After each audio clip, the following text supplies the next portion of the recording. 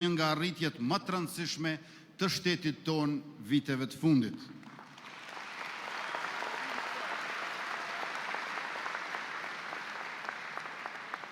Shteti sot është i pranishëm në çdo cep të territorit të tij.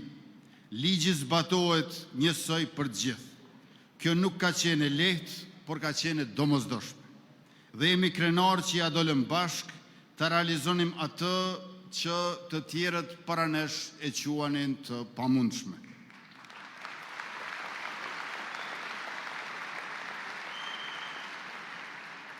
Së dyti, për të siguruar se nuk ka regres tek arritjet e drejtanishme. Ne kemi rritur ndjeshëm buxhetin për ushtrinë, duke forcuar kapacitetet tona mbrojtëse dhe duke e bërë forcën e sigurisë Kosovës një ushtri me armatim modern. Këto janë arritje konkrete të cilat e rrisin sigurinë e qytetarëve tonë dhe besueshmërinë e shtetit tonë.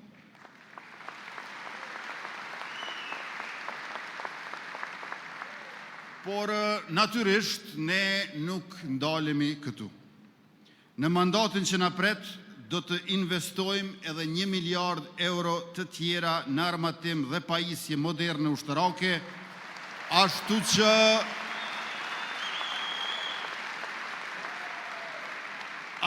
që kushdo që mendon se mund na sulmoj, të mendoj 2 herë, e kur mendon 2 herë e lën krejt.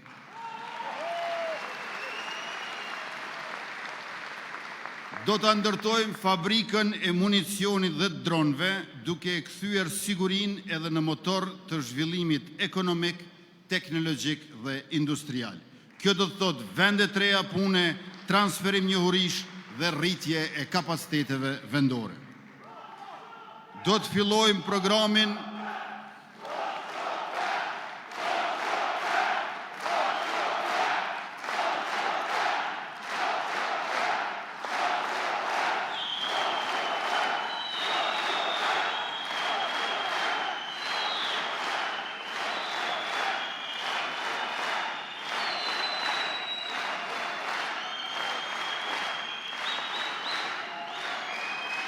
Do të fillojmë programin e rezervës vullnetare në kuadër të planit për mbrojtje gjithëpërfshirëse. Secili e secila që don t'i dalë në mbrojtje vendit ton do të përfshihet në trajnimin bazik ushtarak dhe do të ketë armën e rezervuar personale të ruajtur në kazermë.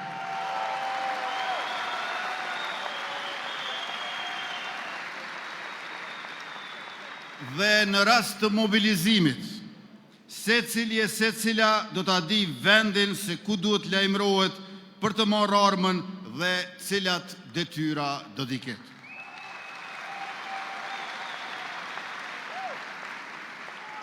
Mirë po, siguria kombëtare.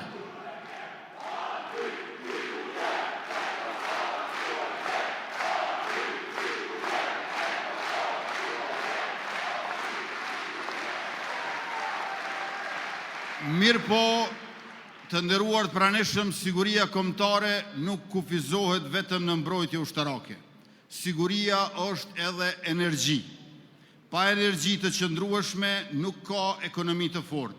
E pa ekonomi të fortë nuk ka pavarësi e sovranitet të qëndrueshëm. Andaj, krahas investimeve që bëjmë në energji të ripërtrishme, për ta ulur ndotjen, ne do të ndërtojmë kapacitete të reja energjetike, duke i shfrytzuar edhe resurset tona të linjitit me teknologji moderne që ndotin më pak, siç është gazifikimi.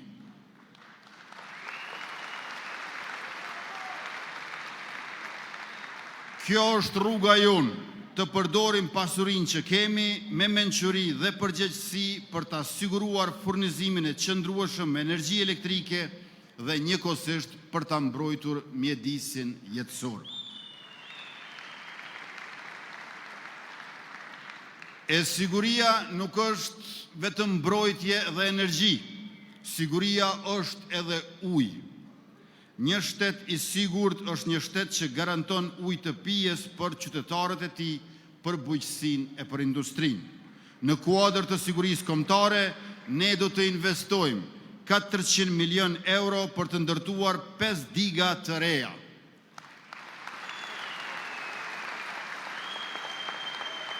Këto 5 diga të reja do t'jenë në Kuqic, në Pollot, në Dragaqin, në Firaj dhe në Desivojc, e të cilat do të mbledhin dhe menaxhojnë burimet ujore.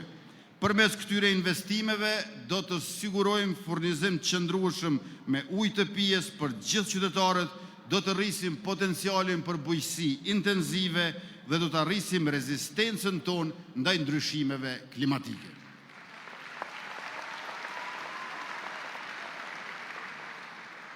Shtylla e dytë, begatia.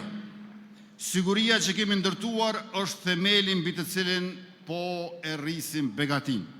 Dhe begatia nuk është premtim, ajo është tashmë realitet i matshëm. Kur e morëm përgjegjësinë për ta udhëhequr vendin ton, bruto produkti vendor ishte rreth 7 miliardë euro. Sot me punë të ndershme dhe politika drejta ka arritur në 11 miliardë euro. Ndërka që projektojmë që vitin e ardhshëm bruto produkti vendor të arrijë 12 miliardë euro. Për secilin vit të qeverisjes ja kemi shtuar nga 1 miliardë euro ekonomisë së vendit tonë.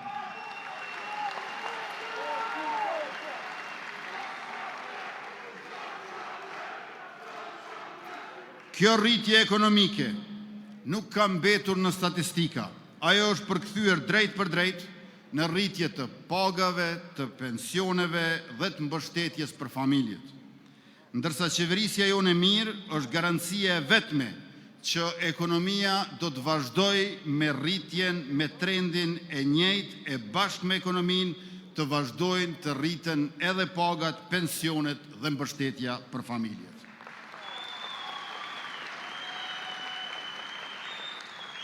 Pikrisht duke u rritur ekonomia e vendit ton, me neve në mandatin e ardhshëm, bruto produkti vendor për kokë banori do ta tejkaloj vlerën 10.000 euro.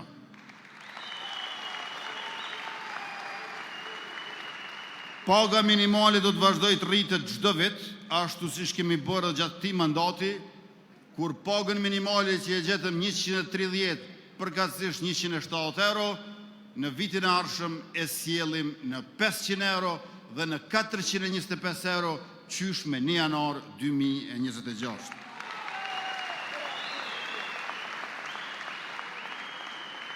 Ky trefishim i pagës minimale është një ndryshim historik që e ka rritur dinjitetin e punëtorit. Edhe paga në sektorin publik gjatë mandatit ton kanë shënuar rritje mesatare prej 47% dhe kjo rritje do të vazhdoj edhe në mandatin që vjen në përputhje me rritjen e buxhetit dhe performancën ekonomike, duke ngritur pagën mesatare në sektorin publik mbi 1.000 euro në muaj.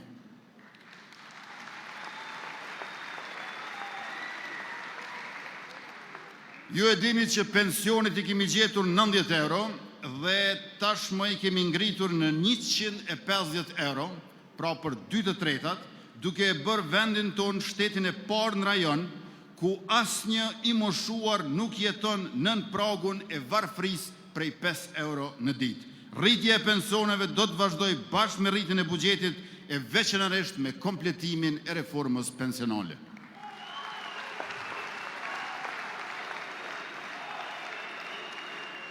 Do të vazhdojmë rritjen e mbështetjes edhe për kategoritë e dalura nga lufta shërimtare dhe përveç rritjes së beneficionit do të ndryshojmë ligjin dhe do të heqim edhe padrejtësinë që kushtozon përfitimin e beneficionit vetëm për veteranët që nuk punojnë.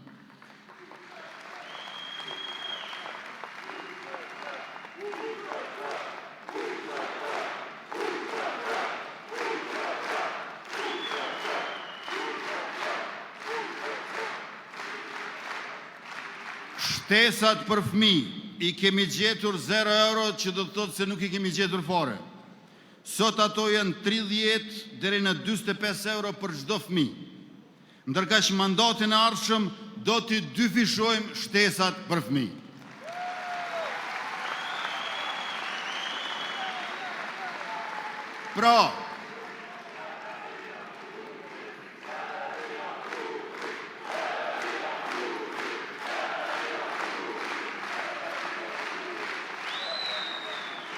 Pra, në mandatin e tanishëm nga 0 në 45 euro dhe në mandatin e ardhshëm nga 45 në 90 euro për fëmijë.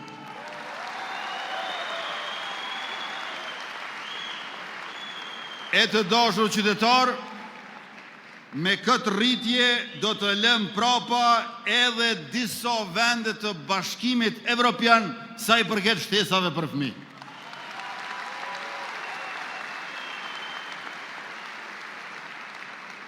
Edhe për nënat lehona kemi vepruar me përkushtim. Fillimisht i nisëm shtesat me 107 euro në muaj, pastaj i rritëm në 325.9 euro si vjet, ndërka që në fillim mandatit ardhshëm do t'i bëjmë 500 euro në muaj për 6 muaj, sepse aq do të bëhet edhe paga minimale në vendin tonë. Pra, 6 muaj nga 500 euro bëjnë 3.000 euro për secilën nën lehon të papun, përveç shtesave mujore për fëmijët që jipen në emër të nënës, përkatësisht në gjiro llogaritë të nënës.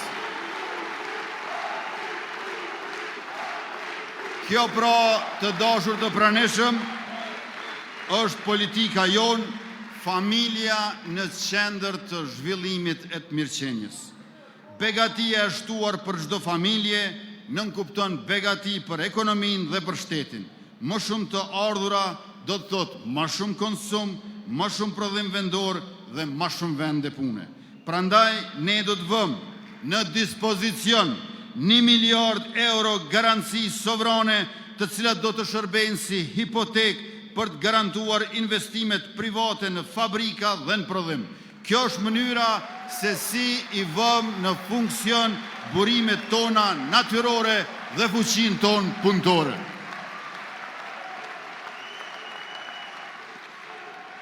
Do të themelojmë bankën zhvillimore, projekt që tashmë është negociuar me bankën botërore në vlerë prej 50 milion eurosh për të mbështetur zhvillimin industrial dhe ndërmarrjet prodhuese. Trepçën do të rikthejmë në funksion të zhvillimit përmes investimeve të reja strategjike në bashkëpunim me një kompani me renome nga vendet mike, duke e kthyer atë në motor të ekonomisë sonë.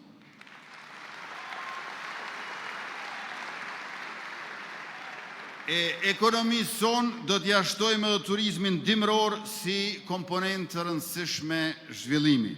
Do t'investojmë 500 milion euro në projektin madhor të Brezovicës, si dhe në rezortin e ri të skijimit në Dugagjin në Bjeshtë të Rrugovës, duke i shndruar këto zona në destinacione të rëndësishme turistike, rajonale dhe evropiane.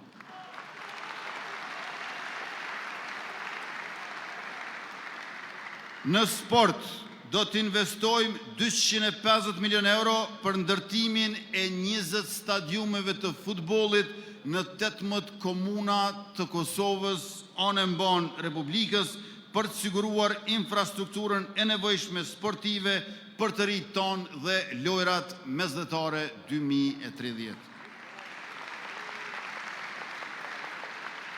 Të gjitha këto projekte infrastrukturore nuk janë thjesht pika në hartë apo shifra në buxhet, ato janë mjete që lidhin njerëzit me punën, prodhuesit me tregun dhe vendin tonë me të ardhmen.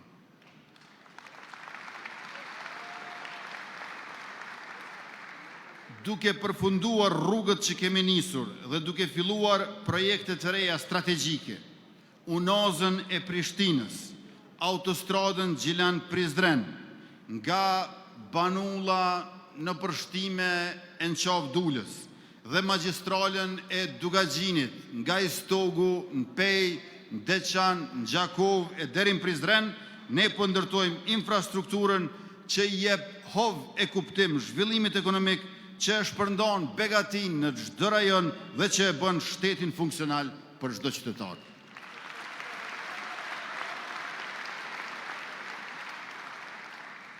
Mirë po rrugët, stadiumet, digat, kapacitetet energjetike dhe investimet industriale janë vetëm mjete, vetëse mënyra. Ajo që ka rëndësi është qëllimi, synimi, një shtet që punon për qytetarin, një ekonomi që krijon vlerë dhe një shoqëri që ecën përpara pa lënë askënd prapa. Prandaj, të gjitha këto që përmenda nuk janë premtime të izoluara, janë pjesë e një plani të qartë, të strukturuar dhe të realizueshëm, të ndërtuar mbi përvojën e këtij mandati dhe mbi rezultatet që tashmë i kemi dëshmuar si qeveri e mbarë dhe e mirë. Të dashur qytetar, ky është vizioni ynë.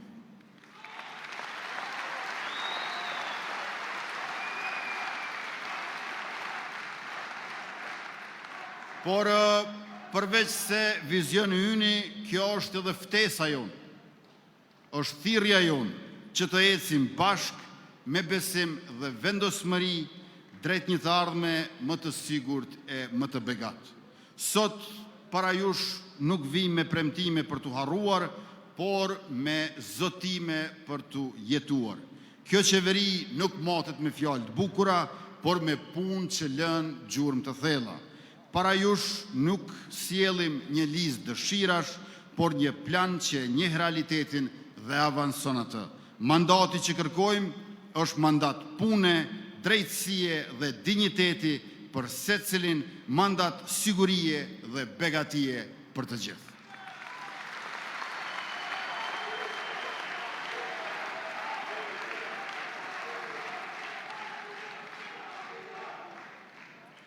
Andaj, më lejoni të nderuar pranishëm që në vijim të paraqes sa më detajisht zotimet tona për mandatin e ardhshëm. Për prodhimtarin dhe ndërmarrësin do të veprojmë përmes bankës zhvillimore, programi 1 miliard euro në prodhim dhe ndihmë bizneseve që do të mbështetet tek projekte strategjike dhe prioritare të industrisë, përfshirë atë kreative me financim të drejt për drejt të kompanive. E përveç kësaj, investitorët do të kenë mundësi të përfitojnë edhe nga skemat e subvencionimit të pagave. Bizneset të cilët realizojnë investimet të reja do të përfitojnë nga amortizimi i përshpejtuar. Kjo do të thotë që një pjesë më e madhe e vlerës së investimit amortizohet në vitet e para të prodhimit. Përqendrimi i amortizimit në fazën fillestare të investimit i zbret detyrimet tatimore në këto vite. Si rezultat, bizneset kanë më shumë mjete financiare në dispozicion kur kostot e prodhimit janë më të larta. Kjo mas e përmirëson likuiditetin në periudhën më të ndjeshme të investimit dhe e bën më të lehtë nisjen e tij.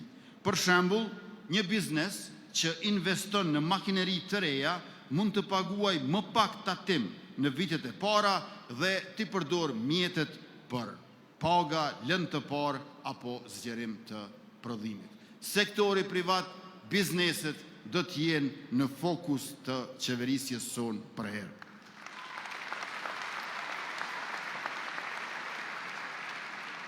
Të gjithë ju e keni parë qysh shtetit ja kemi kthy terminalet doganore, ashtu që të mos ketë më kosto zhvotëse për tregtit jashtme.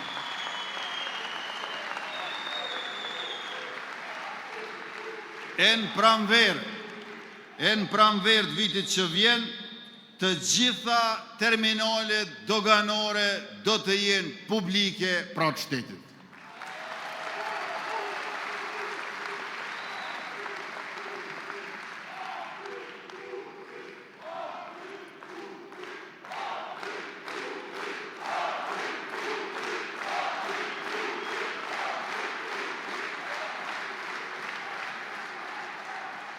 Nisim me njëherë.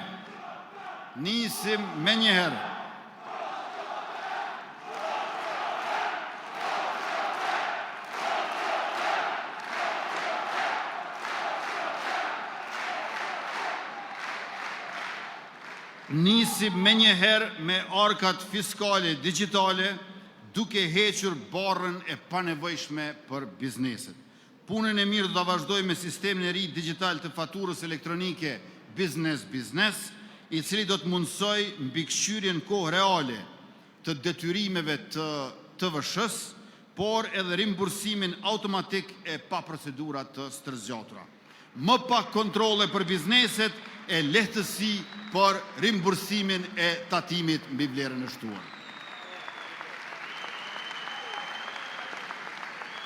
Gjithashtu, për ta mbështetur likuiditetin e bizneseve, mbledhjen e TVSH-s për mallrat që hyjnë kufi, do ta zhvendosim nga kufiri në brendi të vendit.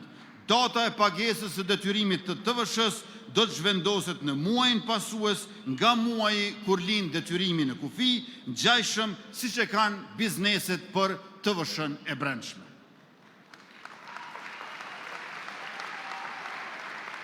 Për veturat e importuara nga Shtetet e Bashkimit Evropian, do ta heqim taksën doganore prej 10%,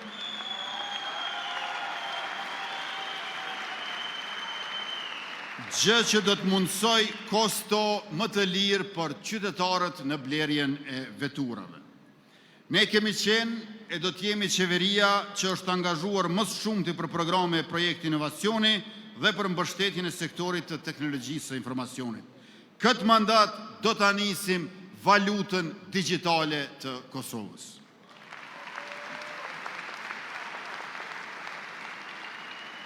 Valuta digjitale e bazuar në blockchain e krijuar nga shteti do të përdoret për pagesa. Krijimi i valutës digjitale nxit inovacionin dhe ekosistemin e inovatorëve. Me këtë e vendosim Kosovën në qendër të zhvillimeve më të fundit teknologjike. E për kompanitë në fushën e teknologjisë së informacionit që po tregohen tejet